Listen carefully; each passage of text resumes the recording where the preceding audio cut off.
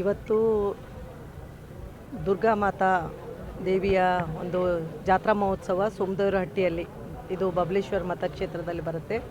ಬಹಳ ವಿಜೃಂಭಣೆಯಿಂದ ನಡೀತು. ಇದರಲ್ಲಿ ಭಾಳಷ್ಟು ಗಣ್ಯಾತಿ ಗಣ್ಯಗಳು ಕೂಡ ಭಾಗವಹಿದ್ರು. ಅದಕ್ಕಿಂತ ಹೆಚ್ಚಾಗಿ ಭಕ್ತರು ಇಲ್ಲಿ ಏನು ಭಕ್ತಿಗೆ ಸಮಾಗಮ ಅಂತ ಹೇಳ್ಬೋದು, ಭಕ್ತರಿಗೂ ಮತ್ತು ಭಕ್ತಿಗೆ ಅಂತ ಹೇಳಿ ಆ ಒಂದು ಕಾರ್ಯಕ್ರಮ ಅಂತಲೇ ಇವತ್ತು ಜಾತ್ರಾ ಮಹೋತ್ಸವ ಬಹಳಷ್ಟು ಅದ್ಧೂರಿಯಾಗಿ ನಡೀತು. ವಿಶೇಷವಾಗಿ ಅಂದರೆ ಇಲ್ಲಿ ನಮ್ಮ ಸಮಾಜದ ಏನು ದಕ್ಷಿಣ ಭಾರತದ ಆಲ್ಮೋಸ್ಟ್ ಎಲ್ಲ ನಾಯಕರು ಮತ್ತು ಕರ್ನಾಟಕದಲ್ಲಿರುವ ನಮ್ಮ ಸಮಾಜದ ಎಲ್ಲ ನಾಯಕರು ಮತ್ತು ಸರ್ಕಾರದಲ್ಲಿರೋರು ಎಲ್ಲರೂ, ಹಾಗೂ ವಿಶೇಷವಾಗಿ ಎಲ್ಲ ಬೇರೆ ಜನಾಂಗದ ನಾಯಕರು ಕೂಡ ಇಲ್ಲಿ ಬಂದಿದ್ದರು.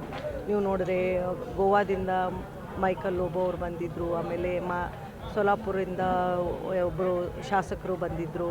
ಆಮೇಲೆ ಮಹಾರಾಷ್ಟ್ರದ ಒಂದು ಮಿನಿಸ್ಟ್ರುಗಳು ಕೂಡ ಬಂದಿದ್ದರು. ನಮ್ಮ ಸ್ಪೀಕರ್ ಆದ ಕರ್ನಾಟಕ ಸರ್ಕಾರದ ಸ್ಪೀಕರ್ ಆದ ರುದ್ರಪ್ಪ ಲಮಾಣಿ ಅವರು ಬಂದಿದ್ದಾರೆ. ಆಮೇಲೆ ನಮ್ಮ ತಾಂಡ ಅಭಿವೃದ್ಧಿ ನಿಗಮದ ಜಯದೇವ್ ನಾಯಕ್ ಅವರು, ಬಾಬು ಹೊನ್ನ ನಾಯಕ್ ಅವರು ಎಲ್ಲರೂ ಇಲ್ಲಿ ಭಾಳಷ್ಟು ಅದ್ಧೂರಿಯಾಗಿ ಜಗನು ಮಹಾರಾಜರು ಒಂದು ವಿಜೃಂಭಣೆಯಾಗಿ ಇದನ್ನು ಪ್ರತಿ ವರ್ಷ ಮಾಡ್ತಾರೆ. ಇಲ್ಲಿ ಯಾರು ಕರೀದಿದ್ದರೂ ಭಾಳಷ್ಟು ಜನಸಾಗರ ಬರ್ತಾರೆ. ಯಾಕಂದರೆ ಈ ದೇವಿಯ ಒಂದು ಮಹಾತ್ಮ್ಯ ಅಷ್ಟಿದೆ ಇಲ್ಲಿ. ಹಾಗಾಗಿ ಪ್ರತಿ ವರ್ಷ ನಮ್ಮ ಡಾಕ್ಟರ್ ಎಂ ಬಿ ಪಾಟೀಲ್ ಸಾಹೇಬರು ಕೂಡ ಬರ್ತಾರೆ. ಇವತ್ತು ಅವ್ರ ಸುಪುತ್ರ ಅವರು ಬಂದಿದ್ದರು. ಹಾಗಾಗಿ ಇಲ್ಲಿ ಭಕ್ತಿಗೋಸ್ಕರ ಬರೋದು ಎಲ್ಲರೂ. ಫಿಲ್ಮ್ ಆ್ಯಕ್ಟರು ಗೋವಿಂದ ಅವರು ಕೂಡ ಬಂದಿದ್ದಾರೆ ಇಲ್ಲಿ. ಕಲ್ಚರಲ್ ಕಾರ್ಯಕ್ರಮ ಮತ್ತು ವಿವಿಧತೆಯಲ್ಲಿ ಏಕತೆ ಅಂತ ನಾವು ಏನು ನೋಡ್ತೇವಲ್ಲ, ಸರ್ವ ಜನಾಂಗದ ಶಾಂತಿಯ ತೋಟ ಅದು ನಮಗೆ ಇಲ್ಲಿ ಕಾಣ್ತಾ ಇದೆ. ಅದು ನಮ್ಮ ಸಮಾಜದಲ್ಲಿ ಒಂದು ದೇವಿಯ ಭಕ್ತ ಅಂದರೆ ನಮ್ಮ ಸಂತ ಸೇವಾಲಾಲರು ಒಂದು ಜಗದಂಬ ಮಾತೆಯ ಭಕ್ತರು ಅವರು.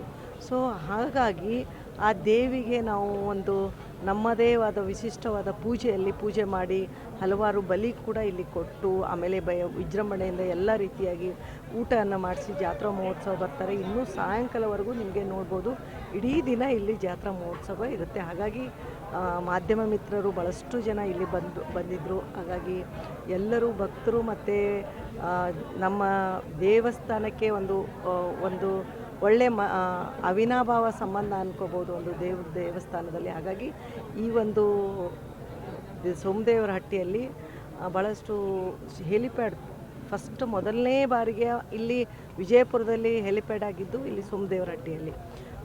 ಹಾಗಾಗಿ ಈ ಒಂದು ಸೋಮದೇವರ ಹಟ್ಟಿ ಅಂದರೆ ಇಡೀ ರಾಜ್ಯದಲ್ಲಿ ಬಂಜಾರಾದ ತಾಂಡ ಅಂತ ಯಾವುದಾದ್ರೂ ಒಂದು ಉನ್ನತ ಸ್ಥಾನದಲ್ಲಿ ಒಂದು ಕಂಡ್ರೆ ಇದು ಸ್ಥಾನ.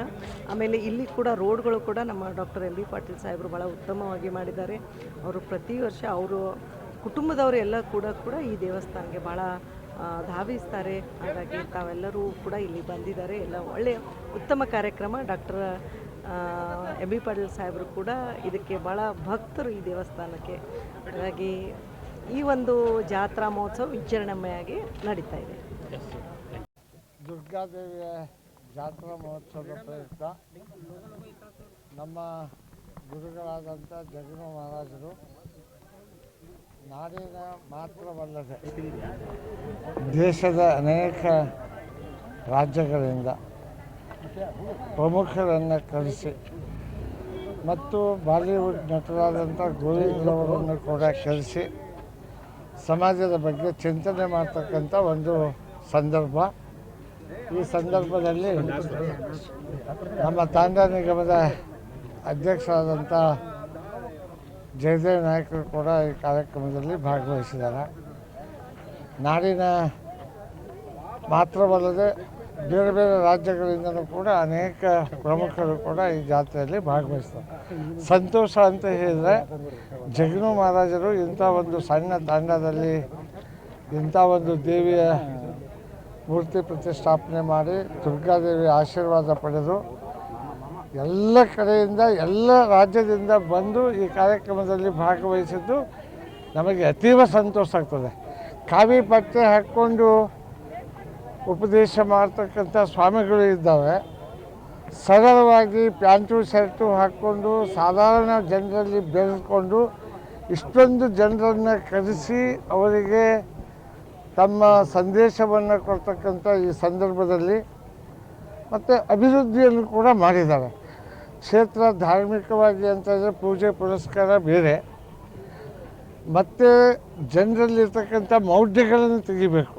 ಮೌಢ್ಯಗಳಿಗೆ ಆಸ್ಪದ ಕೊಟ್ಟು ಜನಸಾಮಾನ್ಯರಲ್ಲಿ ಹೆಚ್ಚು ಸಾಲ ಮಾಡ್ತಕ್ಕಂಥ ಸ್ವಾಮಿಗಳಾಗಬಾರ್ದು.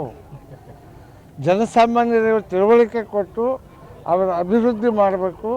ಸಾಮಾನ್ಯ ಜನರೊಂದಿಗೆ ಬೆರೆತುಕೊಂಡು ಇವತ್ತೇನು ಇಷ್ಟೊಂದು ಜನ ಸಾಗರವನ್ನು ಸೇರಿಸಿದ್ದು ನೋಡಿದರೆ ನಿಜಕ್ಕೂ ಕೂಡ ಭಾಳ ಸಂತೋಷಕರ. ಈ ಜಾತ್ರೆ ಧರ್ಮಗಳು ನಮ್ಮ ದೇಶದಲ್ಲಿ ಮೊದಲಿದ್ದ ಇದೆ, ಹೊಸದಾಗಿ ಇದಲ್ಲ. ಇದ್ರ ಜೊತೆಗೆ ನನ್ನ ಒಂದು ಅಭಿಪ್ರಾಯ ಅಂತ ಇದ್ದರೆ ಮೌಢ್ಯಗಳನ್ನು ಬಿಡಬೇಕು, ಮೂಢನಂಬಿಕೆಗಳನ್ನು ಬಿಡಬೇಕು, ಜನರನ್ನು ದುಡಿಯುವ ಮಾರ್ಗಕ್ಕೆ ಕರೆದೊಯ್ಯತಕ್ಕಂಥ ಜನರಿಗೆ ಒಳ್ಳೆಯ ಸಂದೇಶವನ್ನು ಕೊಟ್ಟು ಒಳ್ಳೆಯದನ್ನು ಆಗ್ತಕ್ಕಂಥ ಕೆಲಸವನ್ನು ಸನ್ಮಾನ್ಯ ಜಗನು ಮಹಾರಾಜರು ಮಾಡ್ತಾ ಇದ್ದಾರೆ. ದುರ್ಗಾದೇವಿ ಆಶೀರ್ವಾದ ಇದೆ. ಹಾಗಾಗಿ ಇಷ್ಟೊಂದು ಜನ ಸೇರಿದ್ದು ಇವತ್ತು ನಮ್ಮೆಲ್ಲರಿಗೂ ಕೂಡ ಭಾಳ ಸಂತೋಷವಾಗಿದೆ. ಅದರಲ್ಲಿ ವಿಶೇಷವಾಗಿ ಲಂಬಾಣಿ ಸಮುದಾಯ ಅನೇಕ ಮೌಢ್ಯಗಳು ಮೂಢನಂಬಿಕೆಗಳಿಗೆ ಮಾರು ಹೋಗ್ತಾರೆ, ಪ್ರಾಣಿಗಳನ್ನು ಬಲಿ ಕೊಡ್ತಾರೆ. ಇಂಥವನ್ನು ಇನ್ನೂ ದೂರ ಮಾಡಬೇಕು.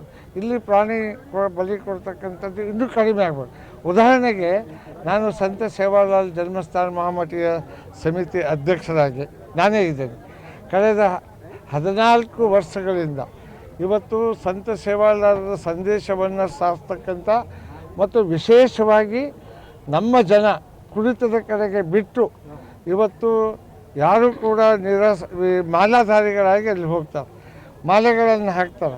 ಮಾಲೆಗಳನ್ನು ಹಾಕಿ ಹೋದವರು ಅವ್ರು ಯಾರೂ ಕೂಡ ಮದ್ಯಪಾನವನ್ನು ಮುಟ್ಟೋದಿಲ್ಲ, ದುಶ್ಚಟಗಳಿಂದ ದೂರ ಇರ್ತಕ್ಕಂಥ ಕೆಲಸವನ್ನು ನಾವು ಮಾಡಿದ್ದೇವೆ. ಅದರ ಜೊತೆಗೆ ಇವತ್ತಿನವರೆಗೆ ಮಾರಿಕಾಂಬಾ ದೇವಿಗೆ ಬಲಿ ಕೊಡ್ತಕ್ಕಂಥದ್ದನ್ನು ಸಂಪೂರ್ಣವಾಗಿ ನಾವು ನಿಲ್ಲಿಸಿದ್ದೇವೆ. ಅಂಥ ಕೆಲಸವೂ ಕೂಡ ಇಲ್ಲಿ ಆಗಬೇಕು ಅಂತ ನನ್ನ ವೈಯಕ್ತಿಕ ಅಭಿಪ್ರಾಯ. ಈ ಸ್ವಾಮಿಗಳ ಅಭಿಪ್ರಾಯ ಏನಿತ್ತು ನನಗೆ ಗೊತ್ತಿಲ್ಲ. ಮತ್ತು ನಾನು ಕೂಡ ಹೇಳಿ ನಿಮಗೆ ಯಾರು ಹೇಳಿದರು ಅಂತ ಹೇಳಿದರು ಮತ್ತು ಇದಕ್ಕೊಂದು ಆಸ್ಪದ ಆಗಬಾರ್ದು. ಆದ್ದರಿಂದ ಬಲಿ ಕೊಡ್ತಕ್ಕಂಥದ್ದು, ಜನರನ್ನು ಸಾಲ ಮಾಡೋಕ್ಕೆ ಹಚ್ತಕ್ಕಂಥದ್ದು, ಮತ್ತು ಅವ್ರನ್ನ ಶ್ರಮಜೀವನಕ್ಕೆ ಹಾಕ್ತಕ್ಕಂಥದ್ದು ಆಗಬಾರ್ದು. ಮಕ್ಕಳಿಗೆ ಅಭ್ಯಾಸವನ್ನು ಕೊಡ್ತಕ್ಕಂಥ ಮತ್ತು ಮಕ್ಕಳಿಗೆ ಹೆಚ್ಚು ವಿದ್ಯಾಭ್ಯಾಸವನ್ನು ಕೊಡ್ತಕ್ಕಂಥ ಆಸಕ್ತಿ ಆ ದುರ್ಗಾದೇವಿ ಕರುಣಿಸಲಿ ಅಂತ ಹೇಳಿ ಪ್ರಾರ್ಥನೆ ಮಾಡ್ತಾರೆ.